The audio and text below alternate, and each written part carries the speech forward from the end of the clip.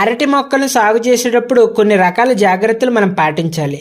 అరటిని నాటిన 3 నుంచి 4 నెలల నుండి పిల్లలకు మనకు వృద్ధి చెందుతాయి.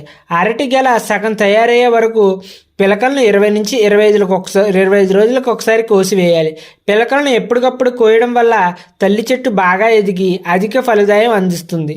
బాగా పెద్దదైన పిలకలను పదునైన గుణపంతో కొద్దిపాటి దుంపతో సహా తవ్వి తీస్తే తిరిగి అవి ఎదగకుండా ఉంటాయి.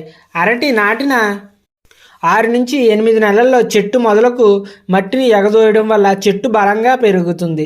గాలులు ఎక్కువగా ఉండే ప్రాంతాల్లో అరటి చెట్లు గాలి తాకిడికి తట్టుకోవడానికి వెదురు బొంగులను మనం ఊతం ఇచ్చుకోవాలి. గెలలు నరికిన చెట్లను ఎక్కడ ఉన్నవి అక్కడే చిన్న చిన్న ముక్కలుగా నరికితే త్వరగా ఎండి భూమిలో కుళ్ళి తగిన సేంద్రియ పదార్థం భూమికి అంది భూసారం పెరుగుతుంది. నాణ్యమైన గెలల దిగుబడికి అరటిలో పండు పరిమాణం మరియు నాణ్యత గెలను మనం గెలలో ఆహార కష్టం వచ్చే వరకు 5వ రోజున 15వ రోజున ఒకసారి మనం సల్ఫేట్ ఆఫ్ పొటాష్ను 5 గ్రాములు 1 లీటర్ నీటిలో కలిపి గెలలపైన పిచికారీ చేసుకోవాలి. దీనితో పాటు 2% రంధ్రాలు కలిగిన తెల్లని పారదర్శక పాలిథిన్ సంచులు ఈ మధ్య మనకు మార్కెట్లో లభ్యమవుతున్నాయి. అవి గెలలకు తొలగడం వల్ల పండ్ల యొక్క పరిమాణం మరియు లేత పచ్చ ఆకు రంగులో ఉన్నటువంటి ఆకర్షణీయమైన నాణ్యమైన పండ్లను పొందడానికి ఇతర దేశాలకు ఎగుమతి చేసుకోవడానికి కూడా అనుకూలంగా ఉంటుంది.